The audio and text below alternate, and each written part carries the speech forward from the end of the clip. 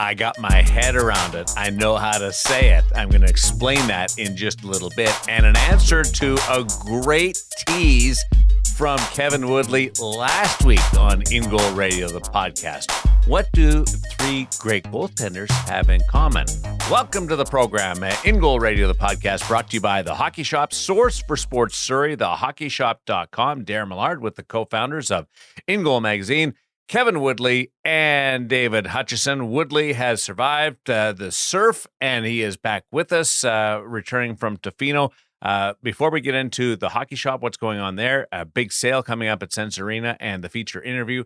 How was the surf? The surf was excellent. The surfing less so, but this is what happens The surfer? when you get old. The surfer survived. We will take that. The entire family had a great trip. Even my older daughter, who's kind of grown out of enjoying the surfing, like she's not as into it as she once was, had a couple of really great nights. Tofino is an incredible place, folks. I know we on the west coast of British Columbia, Vancouver area are blessed for it to be a short trip. But if you ever have the opportunity, it's like a cooler, as in colder version of Hawaii.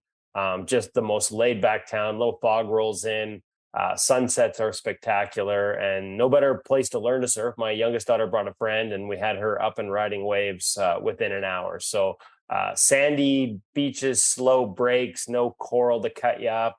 Just a fantastic trip and a great way to wind down the summer for the Woodley family. Number one question. I know the surf's important, et cetera, et cetera, et cetera. But for those of us that are not in tune with the waves, were the goats on the roof? Goats were on the roof. Photos were taken Okay. of the goats on the roof. Of course, folks, on any trip to Tofino, you must stop at Coombs Market just outside Parksville. Even after all these years, the novelty of the goats on the roof of the market there has not worn off my kids, even as they get into their, like, one's headed to university, 18 years old, and she still gets a kick out of it. Helps that the goats hang out on the roof underneath probably one of the best donut shops on the island. So waiting in line, watching the goats as we prepare to devour these exceptional donuts are definitely that I think that's all part of the attraction.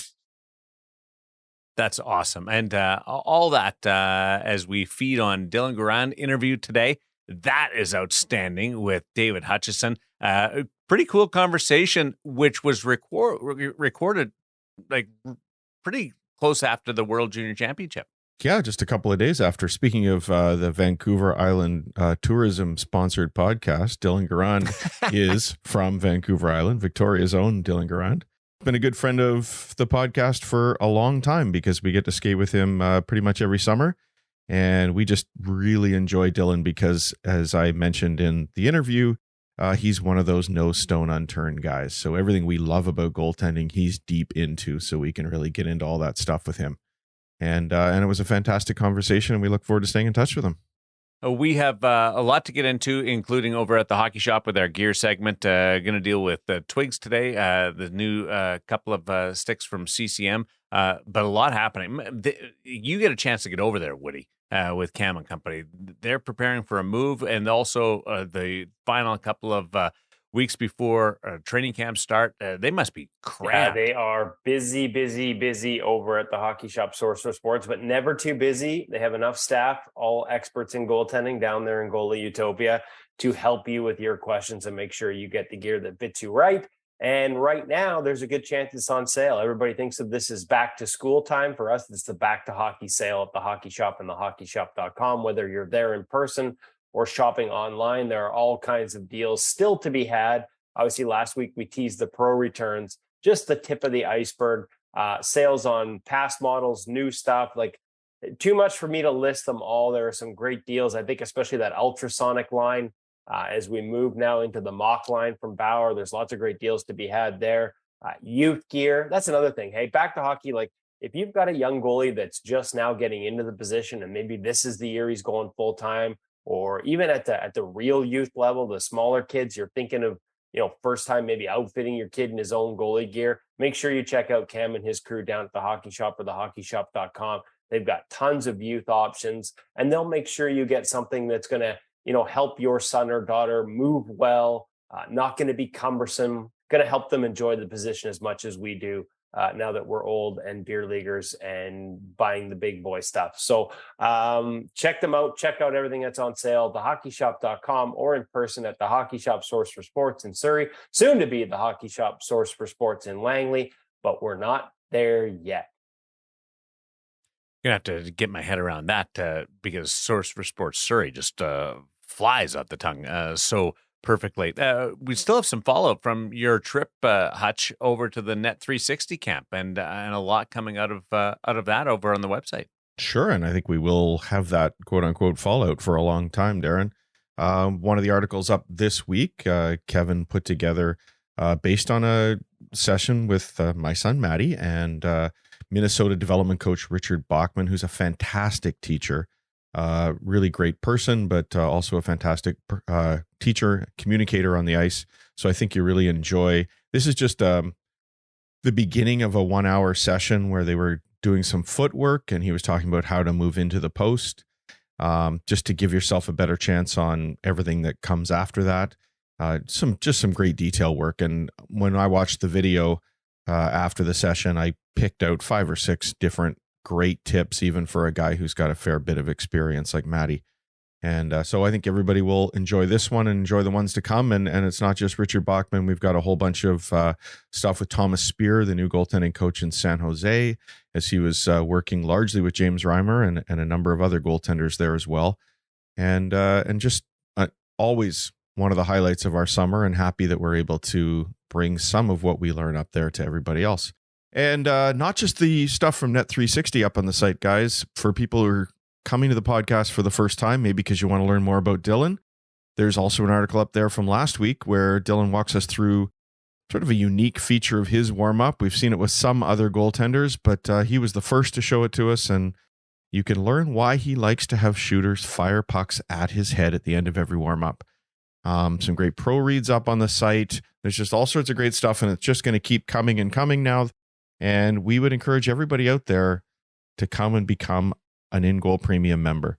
It is the best money you can spend if you want to be a better goaltender, if you want to learn more about the position, if you want to get more out of your season. $50 Canadian for a year buys you not just a year of content, but the previous 2 years that we've published in the history of InGoal Premium. There's already more than 600 articles up there, and there'll be lots to come in the coming year. So we encourage you to become InGoal Premium members, everybody. And if you think I don't know what I'm going to learn from this, I would suggest you go back and listen to Scott Wedgwood anyways, because the feedback we have gotten from last week's episode of the InGoal Radio podcast, the hour we spent with the Dallas Stars goaltender, where he dug right into all kinds of technical and tactical details. The feedback has just been exceptional. But I don't know if you caught it in there. There was a point there where one of the things that he changed in his game, he mentioned, was based on Dave Rogalski, his goalie coach with the New Jersey Devils, sending him a clip from Jake Allen that was from Jake Allen's pro reads, talking about cutting the ice in half with some of his scans and looking off the puck. And that's something that Scott talks about a lot. And so anytime you have an NHL goaltender mentioning that part of the changes he's made as part of a breakthrough season come from another NHL goalie coach, sending him an article from InGoal magazine, NHL goalie coaches sending NHL goalies articles that they think, resonates with them and helps them change their game. I'm pretty sure we can help little Susie and little Johnny, 12, 13, 14 years old. There's just so much at InGoal Premium. So it's kind of nice when we get that validation right up to the NHL level. Not that it's just about the NHLers, but some of the information that they share will help you, whether you're a beer leaguer, whether you're a youth goalie, whether you're a young parent volunteering to help out your son or daughter's team as a volunteer goalie coach. It's just loaded with tips that you can take right out onto the ice. Like I said, right up to the NHL level. So that's my little pat on the back plug for InGoal Premium. We're not that bright. We price it in Canadian dollars at $50 a year Canadian, which means it's what, Darren, 2 cups of coffee in the States right now. So definitely a good deal. Where my wife gets her coffee, yeah. Where it's not a coffee, it's a complete sentence. I know that one. Yes. Hey, I just want to touch one more time. Keep up the patting on the back here. Woody mentioning how this can help the younger goaltenders out there. And I do think that I've heard from some parents they worry that maybe this is only high level stuff, that this is only for the NHL goaltenders out there. The reality is there are a ton of small things that young goaltenders can learn, whether it's through the podcast, whether it's through InGoal Premium. You will find when you get on the ice with pros in the summer that they are working on some very basic stuff as well. There's no special magic, incredibly difficult things that make them great NHL goaltenders. It's the ability to consistently replicate some key habits that even young goaltenders can learn. So there's lots of great stuff out there. I would suggest mom and dad, get the subscription, check out one of the articles, find something cool in there that's new to you, and then ask little Johnny or little Susie, as Kevin calls them, to come on over and see what's new there. We're working on a few ways maybe we can deliver some of this stuff a little bit better for the younger folks, because I know young kids don't love to get onto websites and read detailed articles. But there are some cool little bits on video there that you could share with your son or daughter who are trying to become better goaltenders this year. So I'm like you guys in the sense I'm passionate about the position, but I'm more naive about my knowledge. And you guys helped me along the way. I was doing some surfing the other day, and I came across a Brian DeCord video. And not surfing in the water like Woody, but surfing on the computer. Where in Vegas do you surf?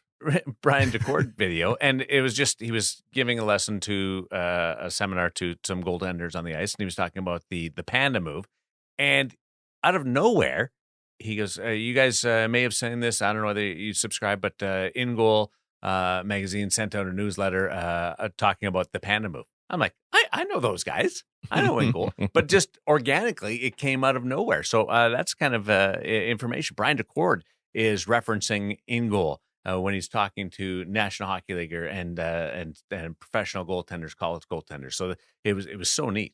Credit for that panda to Thomas Spear, who we just mentioned, is now the San Jose Sharks goaltending coach, and we'll have lots of stuff from him from Net 360, although we didn't get into the panda up there.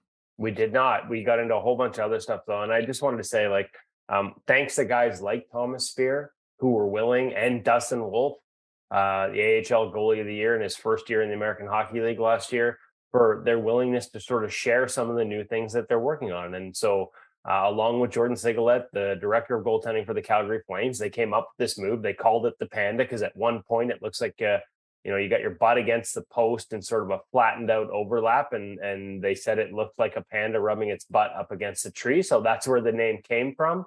And now we see it being taught all over the place. And so this is how all goalies get better, that willingness to sort of share new ideas, in this case with us, and then other goalie coaches and other goalies read about it. And, we've heard from a lot of pro goalies, youth goalies that are trying that move is just another tool to add to the toolbox.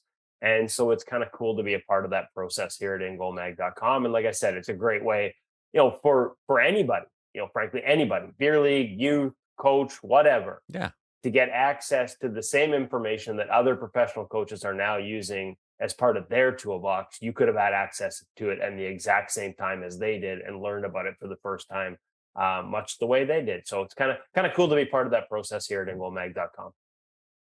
I took that downhill reference from Wedgwood, the way he learned it from Martin Brodeur, or took it a lot from Martin Brodeur. I took that on the ice the other day, and that was cool to have in the back pocket. I'd never heard that phrasing before. You guys, again, are so ahead of the curve that the second nature to you guys. But it's cool, the different things that you can pick up and take onto the ice for a skate or a practice or a game if you're the older likes where you don't get the practices every day. But we got the gear segment and we've got the feature interview brought to you by Sensorina. Some great news coming out of Sensorina. You want to stick around for that, plus the conversation with Dylan Garand, but a couple of new sticks coming out that you and Cam talk about. Yeah, and we've been testing them at InGoal Magazine, waiting for a review, waiting for more retailers to get stock. Still a little bit of a supply chain issue. They haven't been as quick onto the store shelves as maybe some would have liked. Actually, I can tell you they haven't been as quick onto the shelves as anybody who's tried our sample and our demo set have liked, because it's been very popular among our testers. A stick that Thatcher Demko uses with the Vancouver Canucks. And one of the things that he noticed since they made this change to the Pro Light, significant, obviously at the NHL level, you got some of the best shooters in the world. They tend to ring them. They're shooting for corners. They're gonna get it off the shaft every once in a while. It used to be a point. Well, it's the most common point of breakage. And he saw a significant reduction in breakage when he switched over to the CCM EFlex 5 Pro Light stick. So, that's the plug for me. Let's turn it over to Cam to give us some of the more inside details on this stick, on this model, and why it might be an option for you.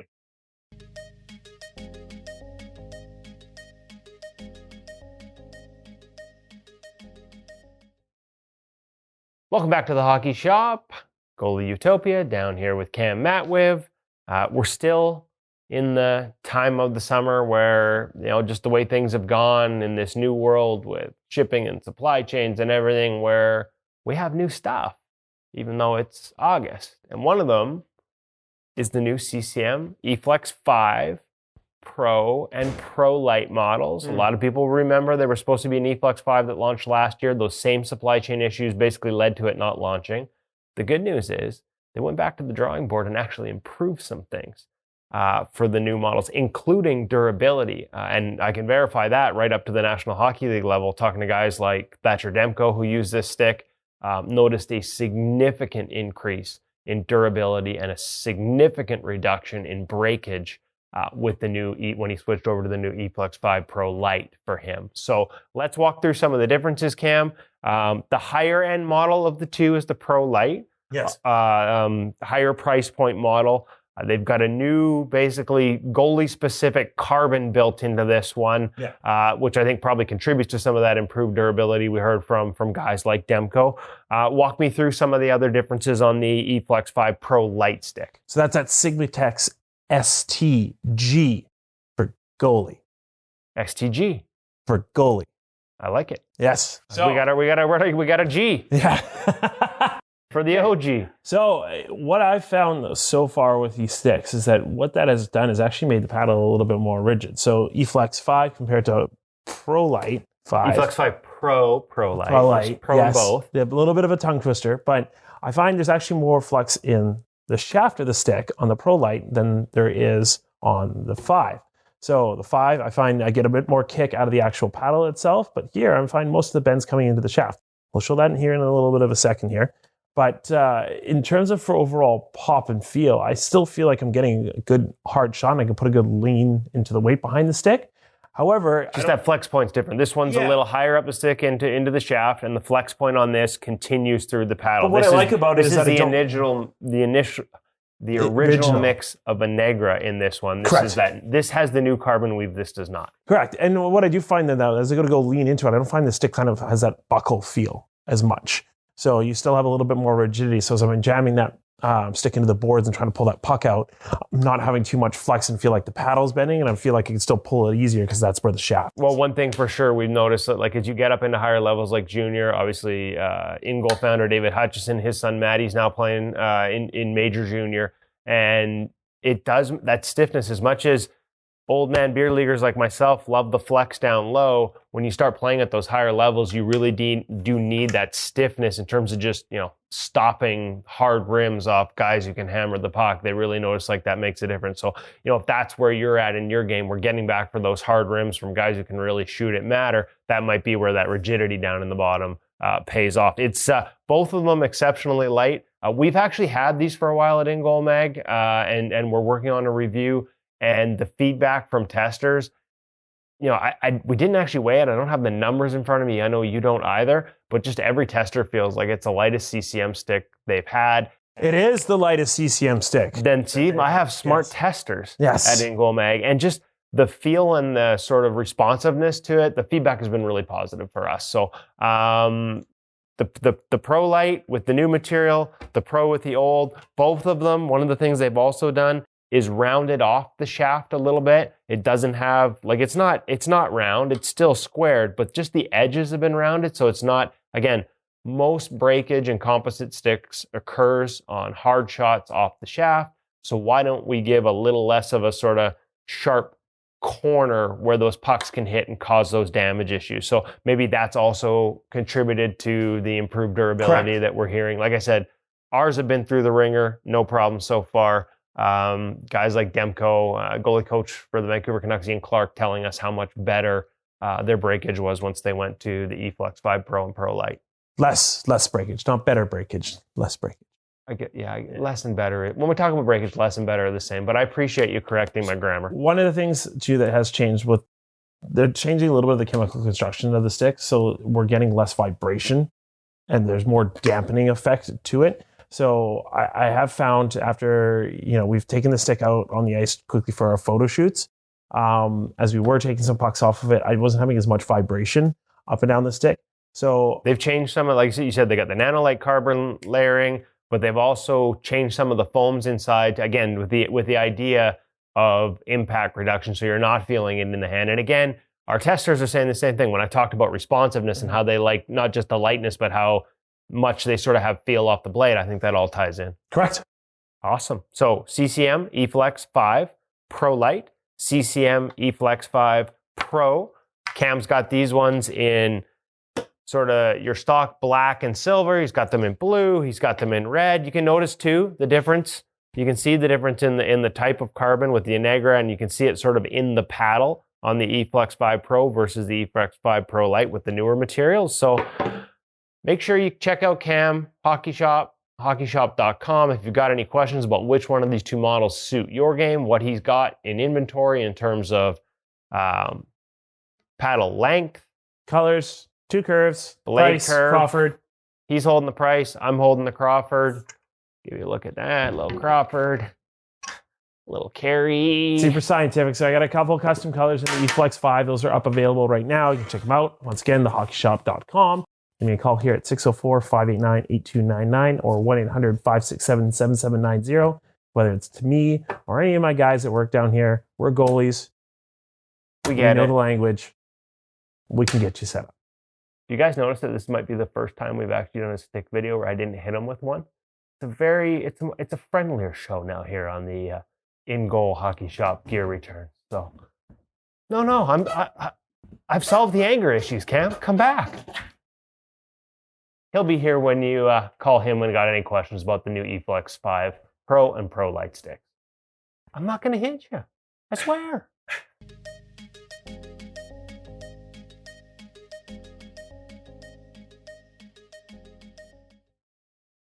Cool adjustment that they made with the EFlex Pro Light. And can you shoot better with it, Woody? How's your blast off the blade? Let's just be honest at this point. I don't shoot very well, so I'm not the guy to ask. I do find it a little bit stiffer through the paddle than, say, the EFlex 4, which was designed to be a super soft flex, but there are 2 different sticks and 2 different options in terms of how much flex you get out of that. As Cam explained, that's one of the differences between the 2 models. I don't know whether there's anything better than a brand new stick. Like equipment, you kind of have that break-in period, and when you use it for the first time. But a brand new stick, Hutch, it's just something special, magical about it, isn't it? And if I was in the NHL, one of the best perks, I guess, would be the chance to tape up a brand new stick every single game. Yeah. How do you do your stick? Would you do it exposed heel? Would you do the full blade? How do you tape it? I did probably 3/4 of the blade exposed heel last time I did it, but I would probably experiment with all sorts of different things if I could go through 5 or 6 dozen sticks a year. Woody, a warm up stick different tape job than the game stick? No, because the warm up stick's usually an old game stick. It's past its best before date on the game cycle.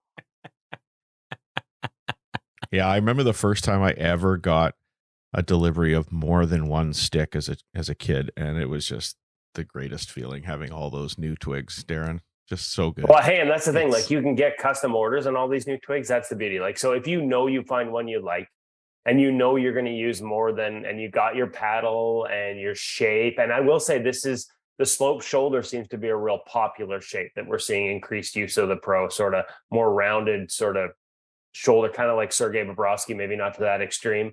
But once you sort of dial that in, like, is there anything better? Like, order 3, order 6, get your name on it. You're going to use it, because that's the coolest thing ever when you get multiple sticks. And you can, most of these companies now have sort of custom programs where you can order multiple sticks, and then you'll have you'll have a warm up stick. You'll have a whole year's, and like, as good as it is to just get one, Darren, getting your own bag of sticks, that's kind of cool.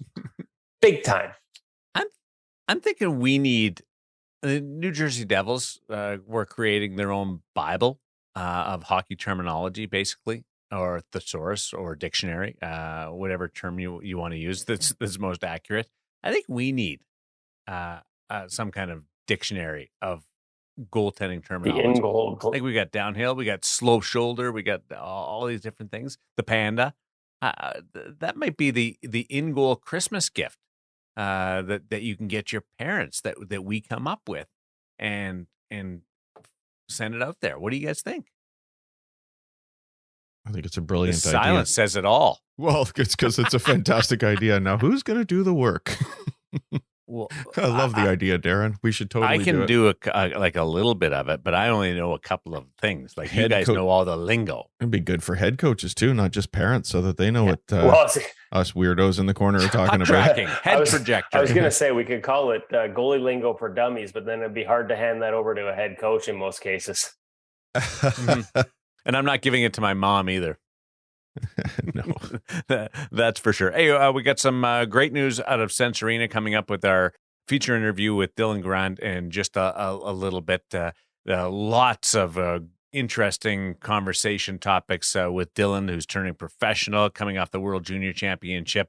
But that's on the heels of some exciting news from Sense Arena, Hutch.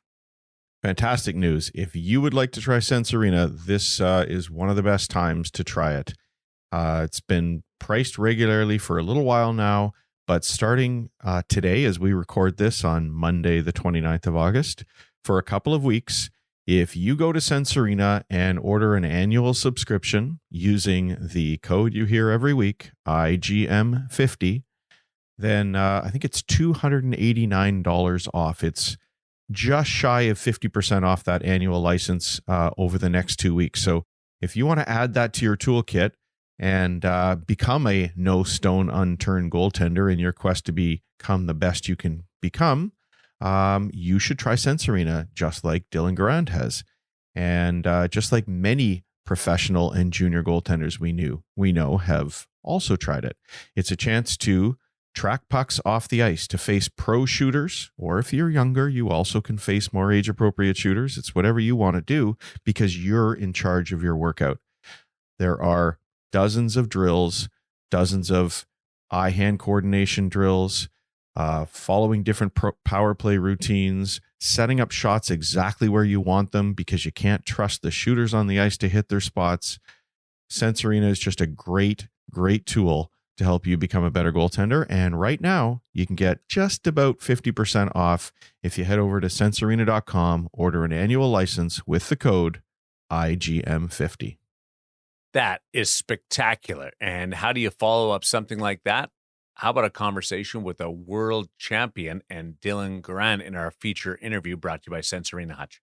For sure. One of my favorite people to talk to is Dylan Garand. Just to set the stage for people who might not be aware, Dylan came into the Western Hockey League at, he won his first game at 15. I think, with the exception of perhaps one of your old Brandon Wheat Kings, who played a full season at 15. I don't know how you could do that way back in the day, Darren. I think Dylan might be the youngest goaltender to ever win a game in the Western Hockey League, as we were tracking that last season. Only 10 or 12 have done it at age 15, and Dylan did it early in his 15-year-old season. And then when Dylan Ferguson moved on, he quickly took over as the number one as a youngster for the Kamloops Blazers in the Western Hockey League. And this season capped off his Western Hockey League career as the CHL goaltender of the year. He has consistently been an outstanding goaltender for Kamloops. And now, for the second year in a row, he was tending the net for Team Canada at the World Juniors, backing up for the silver medal performance a couple of years ago, and this year leading Canada to a gold medal. And Dylan, as we said, no stone unturned. We learned a little bit more about some of those routines in this interview that we weren't aware of, and really excited to share them with everybody out there. Dylan Garand, Sense Arena, feature interview at InGoal Radio, the podcast.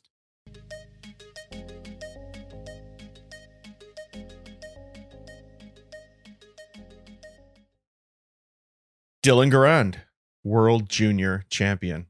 Gives me shivers just to say that, honestly. How you feeling? Yeah, pretty good. It's a great feeling. There's nothing like winning, especially, for me personally, when playing there my first year, losing that gold medal game, to 2 years later finally have another opportunity to come out on the other side and to be able to do it. There's no better feeling. Okay, tell me honestly, how long have you envisioned this moment, winning the World Juniors? How young were you when you first maybe watched one of those other Canadian teams win or something? Yeah, you always dream of it. Like, you dream of it growing up, and I think I really kind of started to seriously like think that it was possible for me maybe about 3 or 4 years ago, and there's been a lot of hard work since then, and it's been quite the journey, and to finally have that moment and then be a champion, it's unbelievable. Was there anybody you looked up to watching it as a kid?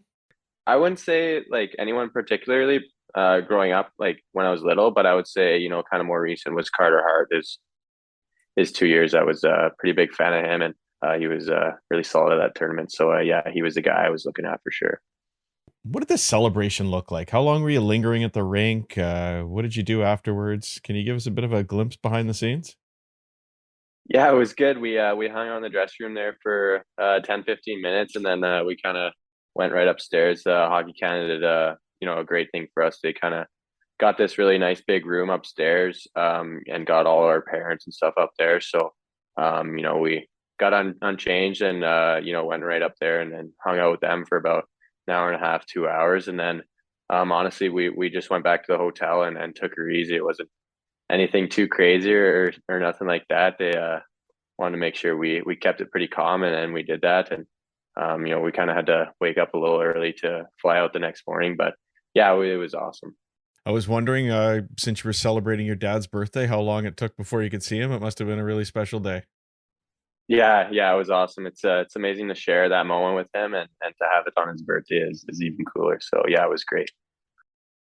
Okay, let's just go back to that final game for a second. And I don't think anybody expects a gold medal game to be easy, but when Finland tied it up, what went through your mind? And more importantly, I'm curious because we're talking just to goaltenders here.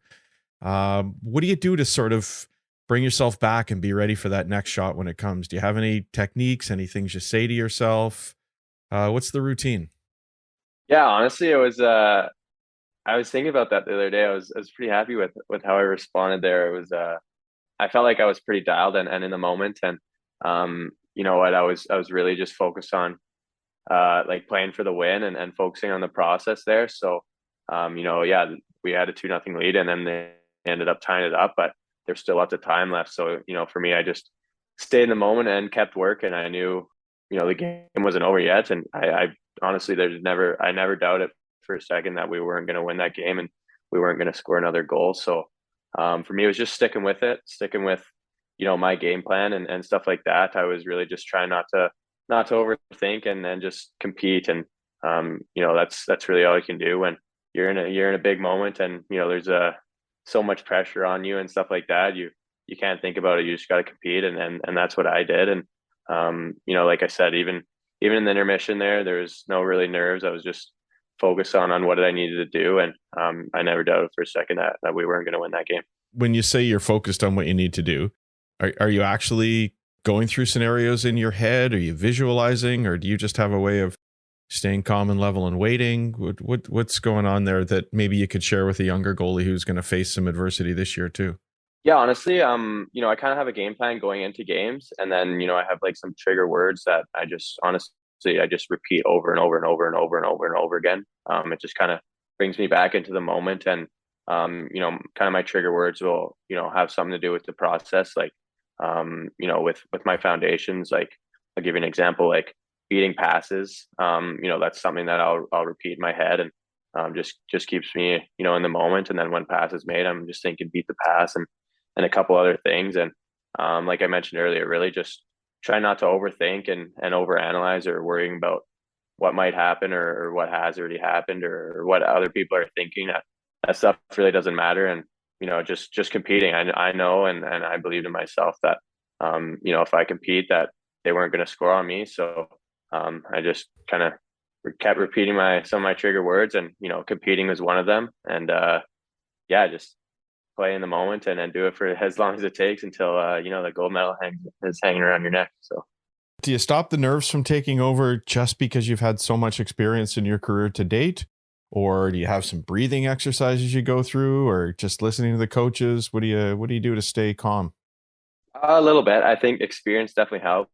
I played a lot of hockey games last year, so definitely comfortable playing games. Even in the summer here, it was only like I think 2 months out from when I played last in the playoffs there, so not too much of a break. But yeah, I definitely sometimes I'll breathe kind of right before in the intermissions, right before I go out on the ice, just a couple breaths to bring me back to the moment. And then, like I said, kind of part of my mental game, those cues, those phrases that I use will just really kind of help me keep my eye on that. And basically, I keep repeating words like those phrases over and over and over again the whole game, basically. And that's kind of what takes my mind away from thinking about other things that aren't important or nerves and stuff like that.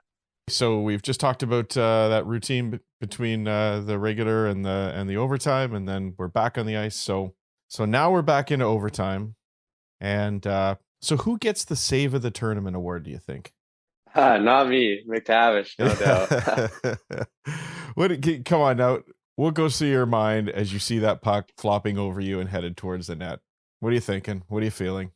Yeah, it was funny. So the whole play, like it was a 3-on-1, and then the guy shot it, and I caught it, and I see like McTavish wheel in the net, and he's calling for it, and like there's nobody like on him super hard, so it's like a pass I can make, and I give it to him, and then the guy trips him behind the net there, and he falls down, no call, and then they saw your reaction on that too. Yeah, I threw my arm up there. That was a missed call for sure, in my opinion. But then they threw the puck out front, and I just kind of like started like attacking at the guy a little bit, and I expected him to shoot, and he made this like pass off his teammate, went off his skate and up and over, and I remember like it going up and over me, and I look back, and I just see like McTavish scraping it off the goal line on the ice, and I was like, wow, what a save! And then it's funny after the game, you watch like the TSN replay, and I didn't realize that he actually like batted it out of midair and then swiped it off. I couldn't believe it. And I still can't believe it. Like, honestly, maybe a little bit of good karma there with that missed call trip. But yeah, it's crazy. I think it's just one of those things that was meant to be. And, the hockey gods were on our side, and then we go down and score. And what a crazy minute there. It was probably best moment of my life. I think it probably has to be. There probably aren't any words to describe how you felt in winning, but I would ask you, do you think there's something extra special in the fact that it was basically a 2-year journey from, that 2021 team, and then they took the tournament away from you in December because of COVID, and now finally you get a chance to reach that goal? Does that make it a little bit more special? Yeah, absolutely. It's I mentioned in one of the interviews I did after the game there, it's basically, when you lose in the gold medal, even though I didn't get to play, I was still, part of it and wanted to win. But, when you lose in a gold medal game in the World Juniors, you think about it every single day. And, I use that as a crazy motivation for me. I write down goals in my notebook there, and it's been written in there for 2 years now. And, to go through all that hard work and, such a long journey, and, to have the opportunity to play in the gold medal game, and, have the chance to fulfill that goal that you set out to do, 2 years ago, and to actually do it, and, celebrate with your teammates, and, kind of let it sink in a little bit. Honestly, you can't describe. There's no better feeling, and, I would do it again 100 times out of 100. Fantastic. You just mentioned a notebook, so I got to pull on that thread. What can you tell me about your notebook? Yeah, I feel like you were just looking at it maybe too. Is it there? Yeah, it's there. It's pretty personal, so I don't know if I'll. No, you don't need to get into personal. Stuff, but that's fine. Yeah, it's I just write down like goals and stuff, and then I also if I work with a goalie coach or stuff, like when I go to New York, I just write down all the stuff that I learn. Or I work with Lyle Mass in the summer, so every day with him I'll write down stuff from the sessions, and a lot of mental stuff too if I work with a mental coach, or just myself if I'm kind of in a during the season, if I'm struggling a little bit, I just kind of go to the notepad and write down kind of what my game is, and kind of just get back to that, and kind of just write down some motivational stuff and things like that. It's a good book. It's about, I don't know how many pages, like 200, and probably like half of it's used up. So it's it's been good for me. When did you start it? I think when I was 18, I I remember I got it. I was playing in Hartford in the American League there during COVID, and I went down to the CVS and I bought it. So ever since then, I've been writing in it. Is that like a daily routine or just when things come up? Just when things come up. It's I kind of used to write down stuff daily, but then like I kind of found that it's like forcing it a little bit. You're like, oh, I gotta write something down before I go to bed or stuff like that. And then when you do that, I feel like you don't really apply it. It's got to come more like from the heart, and when it does, then it'll really make a difference. So I just kind of wait for moments when I feel like writing stuff down, and I just use it periodically. So now that we've jumped to this, I had another question I was going to ask you a little bit later, but it's actually from Kevin Woodley. I described you on the podcast when we teased this interview coming up as a no stone unturned kind of guy, one of those goaltenders who will find any little avenue they can to try and get better. Is that a fair description of you, do you think? Yeah, absolutely. Yeah, I definitely. I mean, I've seen you, whether it's, you've already described a lot of it, the tracking, the mental game, the warm-ups I see you do before you hit the ice, eclipse most goaltenders I've ever seen. Looks like you're always looking for an edge. How do you avoid overdoing that and sort of chasing change for change's sake? Or can any of those things that you're trying to do overwhelm something else in your game? How do you manage all those things you're trying to do?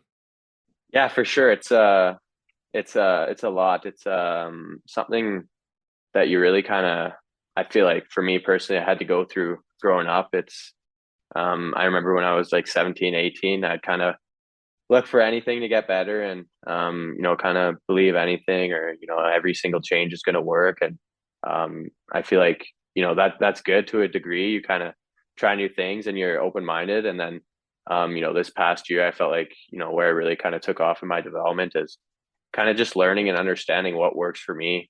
What my game is, knowing that, and just using that stuff that I know works for me, and keep doing it over and over. I remember talking with Dano. It's like Dano being, just for people who don't know him, Dan DePalma, your goalie coach in Kamloops. Yeah. We were talking the other day. He's like, you know your game so well that when something doesn't go wrong, you're not wondering what happened, or don't know why it's working. Like your game so well that you know what's wrong, and then you can make those changes and fix it up. And I think that's just what it is. It's I do a lot of different things. I put in a lot of work, and at the same time I know what works for me and I know what doesn't. And if I feel like I'm doing a little too much, then I really listen to my body, but also listen to my mind too. If I'm just mentally fatigued and kind of feeling lazy, then I kind of just take a step back and relax a little bit. And obviously, you don't want to burn out or anything. So yeah, it's just, I feel like the answer to that would just really just be knowing yourself and knowing your game, and what works for you. And I feel like I've definitely gotten a better grasp on that, this past year. And, I think it's going to be big for me moving forward into my career. How do you get to know yourself in that level? Is it conversations with people like Dan? Is it parents? Is it just you in the notebook? How do you get to where you are now?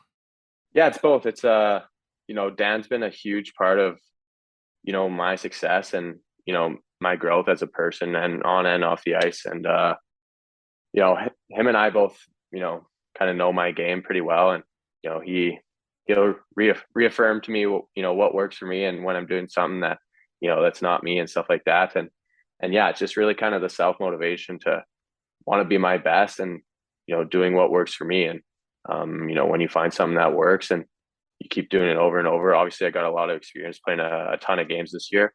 So, when you play that many games and you kind of do the same things over and over again, it leads to more consistency and, better results, and stuff like that. So yeah, it's a bit of mix of both, of looking to the people that you trust and that know you, and them, and also from yourself. Like I said, the notebook, I write down, there's probably like 4 or 5 pages that are almost identical. It's just kind of me going over my game and then stuff that works for me when I'm kind of in a little bit of a slump kind of thing. So yeah, it's both. So you mentioned a lot of growth in yourself as a goaltender in the past year.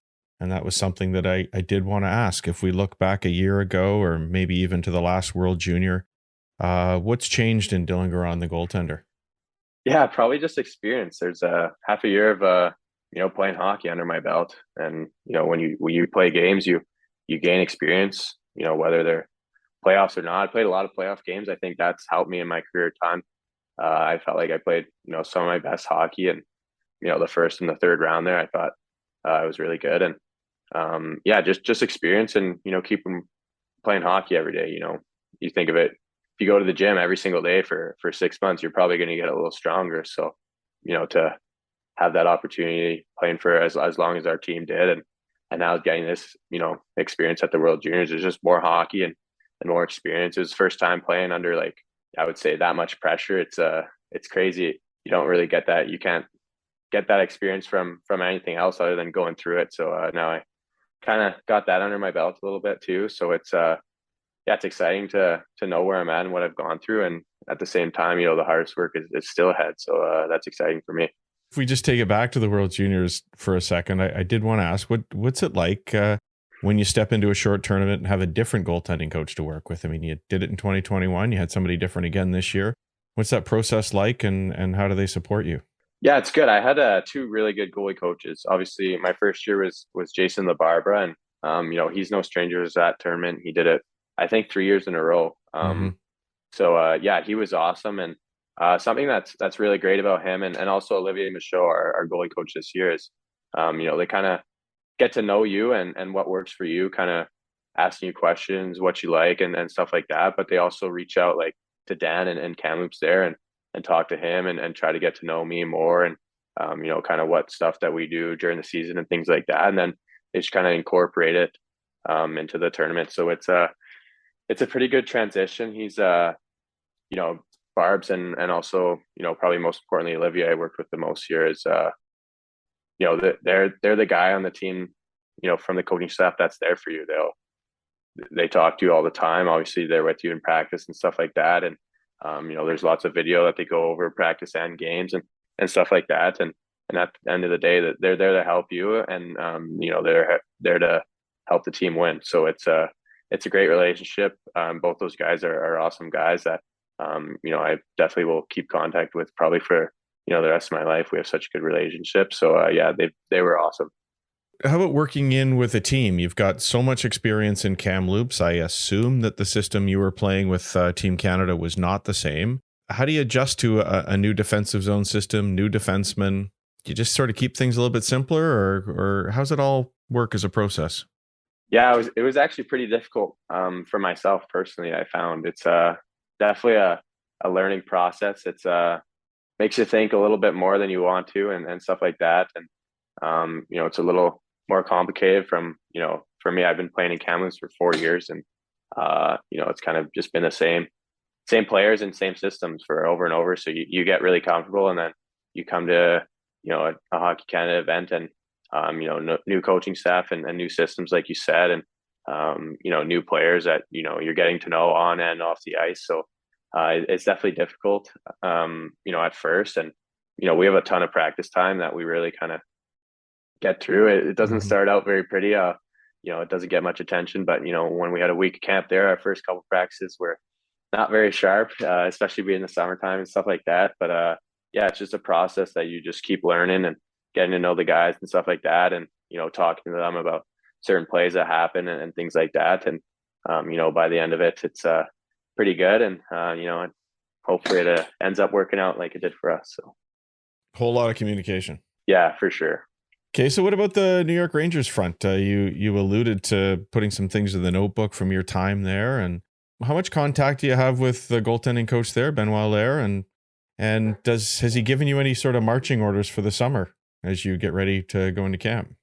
Yeah, Benoit's great. He's I feel like I have a pretty good relationship with him. He's I don't know if you've ever met him, but he's an awesome guy. He's a kind of happy-go-lucky guy. Always got a smile on his face, and stuff like that. And he's a really smart guy, and knows what he's doing. He's sends me texts all the time, like saying good luck and stuff like that, and congrats when we won the tournament there, and things like that. And I just saw him not too long ago, I was in New York for a development camp about a month ago. So yeah, he was there all week. So got to spend another week with him, and yeah, he's been great. And the two guys they have Jeff Malcolm and Johnny and Cilantro. I think I probably butchered that last name. He's a French guy, but he's the Rangers development guy who came in a lot of times during the season. And both those guys I have really great relationships and contact with, and I talk to them all the time. And yeah, it's awesome.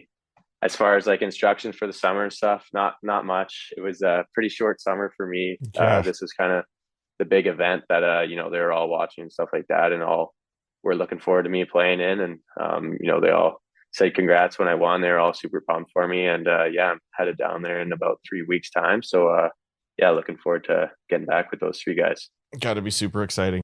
I don't think you've been on the ice with Igor Shesterkin yet, have you? I played one scrimmage against him last training camp. Oh, so how was that? Yep. How was that? Pretty cool. Yeah. Can you get yourself out of that fan mindset when you're down at the other end? You try to. Yeah. That's actually it's a good point. I remember like last year was my first training camp, and you kind of see even the players like Panarin and Zibanejad walking around and using the same gym as you and stuff like that. They're right there. And I found like it was important for me. Like I'm such a fan of hockey that, I'll always like kind of be wide eyed to those guys and be a fan. But at the same time, like it kind of takes your focus away from what you got to do and performing. So that's something that I kind of learned last training camp, that it's good in a way to be, a fan of them and stuff like that, just because you love hockey so much. But at the same time, like they're just normal people, and, they're just hockey players. So for you got to stay focused on what you're doing, and, do good if you want to make a good impression, stuff like that. So yeah, that's a funny question. Yeah, that's actually something that I learned, is try not to be a fan if you can. So aside from that, did you take anything from his game? Do you watch him during the season? Is there anything you'd like to add from his bag of tricks to yours? Yeah, I watch him all the time. I watch honestly like every Rangers game that I can. And even the ones that I can't watch live, I watch the highlights after. So yeah, he's honestly my favorite goalie in the NHL. I really like his game. I feel like I play pretty similar to him, honestly, like the way that I move around and stuff like that, kind of same I guess like strategy and stuff. Obviously he's super smooth in the net, and makes having a 935 or whatever he had look pretty easy. And yeah, he kind of dominated the league last year. So for me, he's a great guy to look at. Like I said, I feel like I'm pretty similar to him. Obviously, still got a long ways to go to get to his level, but yeah, I love watching his game, and his skating is unbelievable, and something that I'm really going to try to learn from him is as much as I can when I'm on the ice with him this upcoming season and then training camp and stuff like that. So yeah, he's a pretty awesome guy to learn from, I'd say. Okay, I don't know if this one's fair, but I'm going to do it anyway.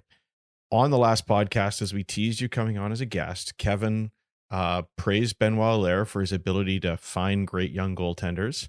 And he said there's something in common between you, Igor Shesterkin, and Henrik Lundqvist.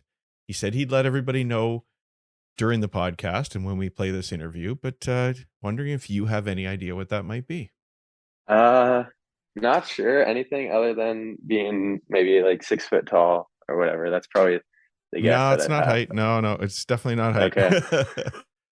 Then no, I'm not sure. I'm curious to see what he's come up with. All right, so we're gonna leave that just so that you have to listen to the podcast next week too. You can Okay, find fair out. enough. Yeah. It's a compliment. It's a compliment for sure. Okay, cool. Yeah. Okay. So a little bit of sort of locker room talk here. You're sitting around with the young goalies, sitting around with the guys, and they want to know what's it like moving into pro. Because when you move from minor hockey to junior, it's pretty cool. They start to buy you some gear, and you meet pro reps for the first time. You maybe bill it for the first time. So what's new as you move into pro? What's different? What's cool?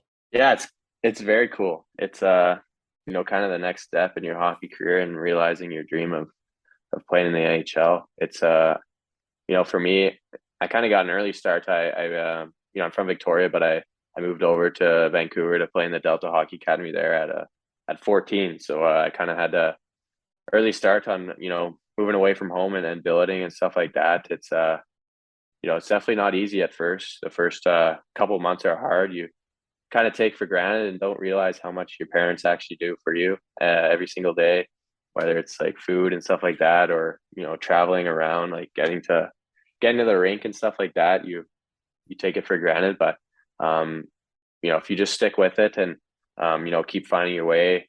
For me, it was always whenever I would kind of be overwhelmed by the building and stuff like that, hockey was kind of my sanctuary and stuff like that. And I just kind of really found my love and passion for it.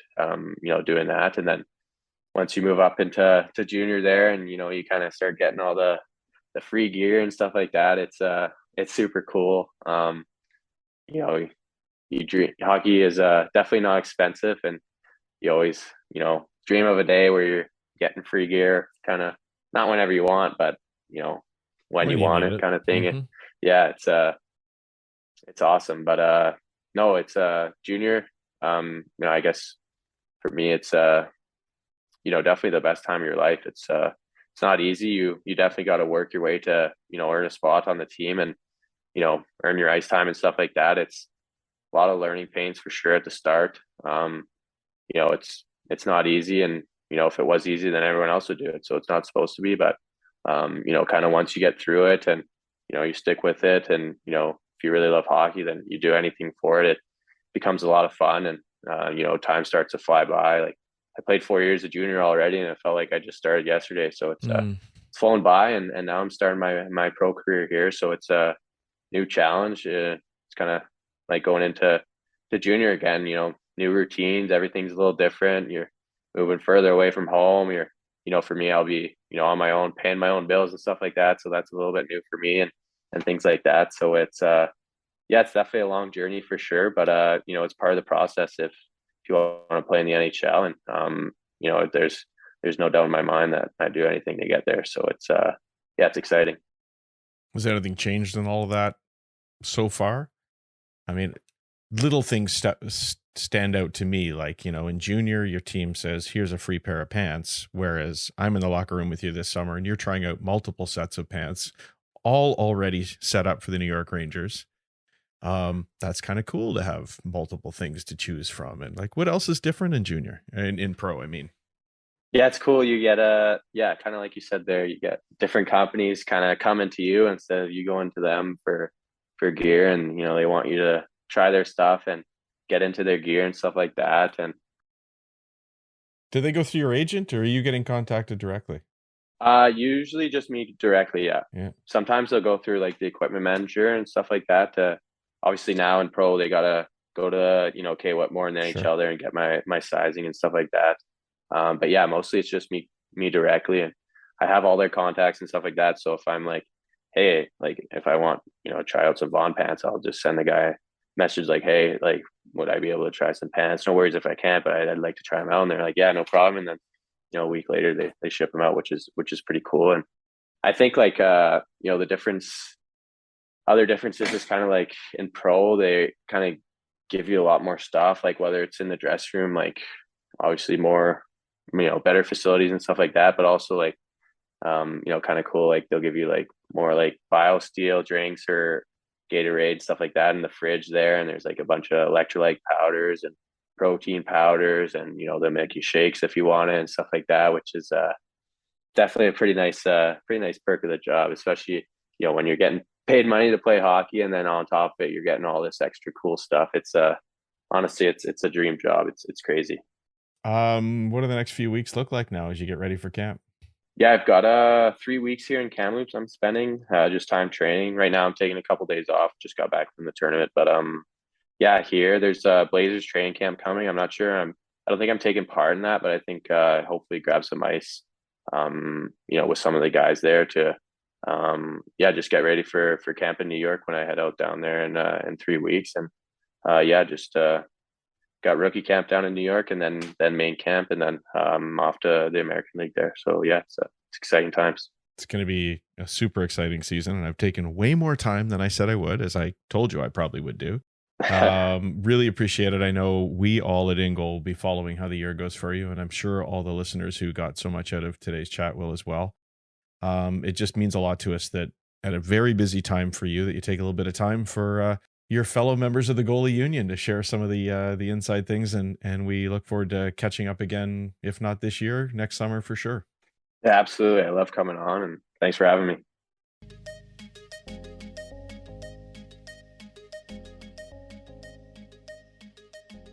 He's accomplished so much, yet that question about facing Igor Shesterkin in a scrimmage and taking the fan out of it and just playing the game was met with such an honest answer. Yeah, it's tough to do when you see a Shesterkin at the other end or a Panarin walking around. Like it's pretty cool, that jump that you make from junior to pro. I think he's going to be he's going to have a great advantage going into camp this year, because during that bubble season, we'll call it, he got the opportunity to play some games in the American Hockey League as an 18-year-old. And I think that opportunity to go to a few camps, to play in the American League, will set him up so that he's dialed when he hits camp this year. But yeah, that's got to be something for kids at all levels. If you're a young kid on the local team and you finally get your chance to go to a junior B camp, a junior A camp, I'm sure you're feeling the same thing. Somebody you followed all along. And if you were to check out InGoal Premium, everybody, you'll find an article on the fan mindset from our old friend Pete Fry, the goalie mindset guy. And he had not exactly what Dylan was talking about in mind, but definitely that's a piece of it. And so that ability to get dialed in, to realize that you're a hockey player out there like everybody else and just get down to business, is something that is really important, and great for Dylan that he's had the opportunity to learn that lesson. But yeah, I just love that he was able to share that with all of us in such a genuine way. Who would just knock your socks off if you played against in a scrimmage?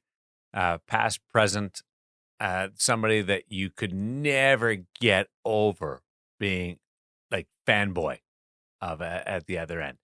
I'm thinking, is it like a Grant Fuhr that had such incredible style, Dominic Hasek, Ken Dryden?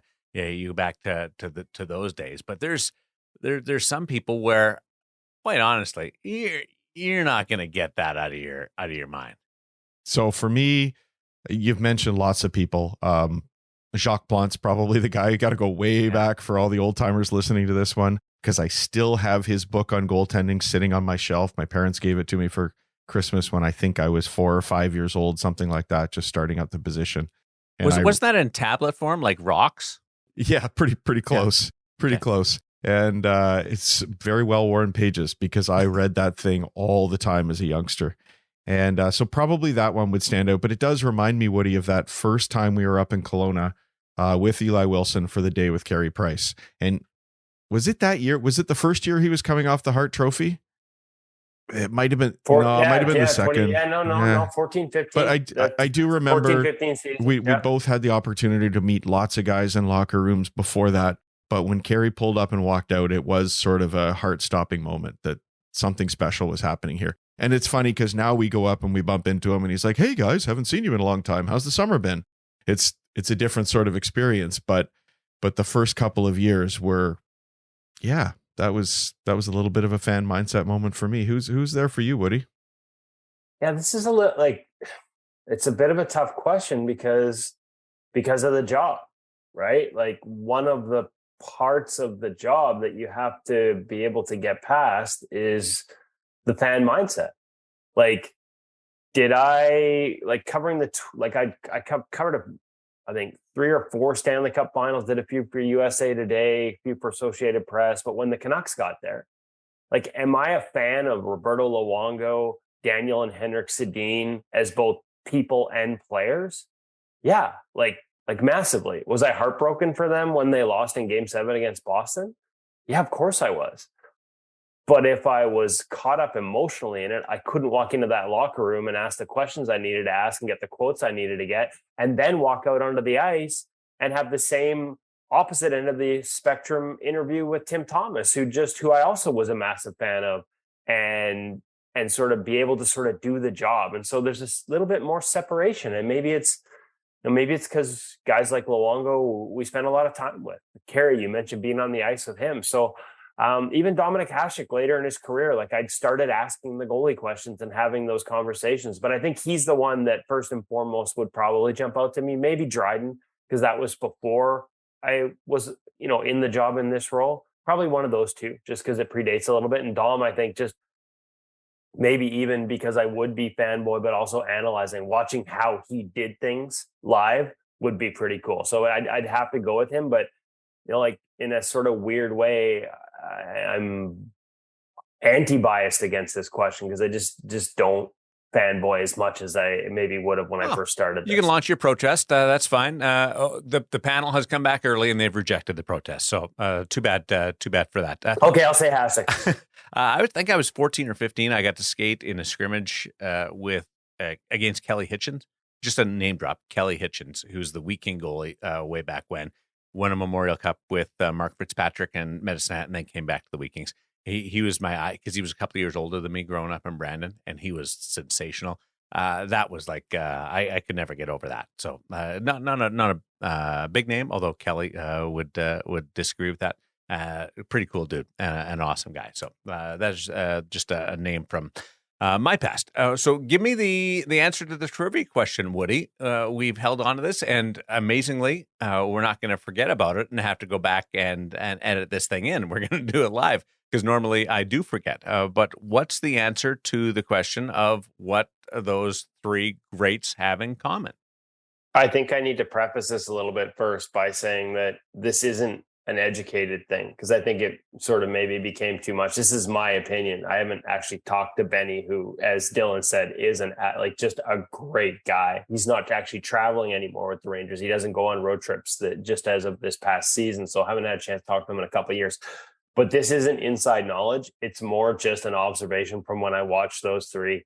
They played the game differently, as much as Dylan sees himself in elements of Shesterkin. I think Lundqvist for sure played the game differently than those two, but patience off the release.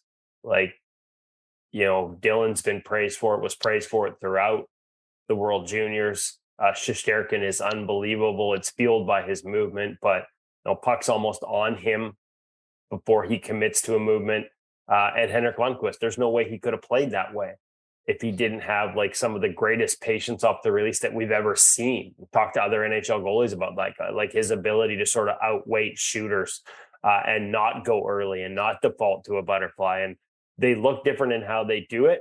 But I think that patience is, especially on shots and off the release, is a thing that runs commonly through them. And whether that's something they look for or not in the scouting process, I can't say. Certainly not all the goalies that have been drafted by the Rangers share that same attribute. But when I watch those three, it's one of the things that I see as a commonality between them.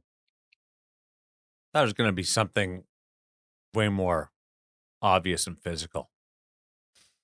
No, Dylan's guess was. Yeah, that's the same path I was going down. So now I kind of feel better about this, not knowing the answer or being wrong about the answer, because I was totally in left field as far as what you were thinking. That's interesting. Well, I mean, and you can look at how you draft goalies and all the different things.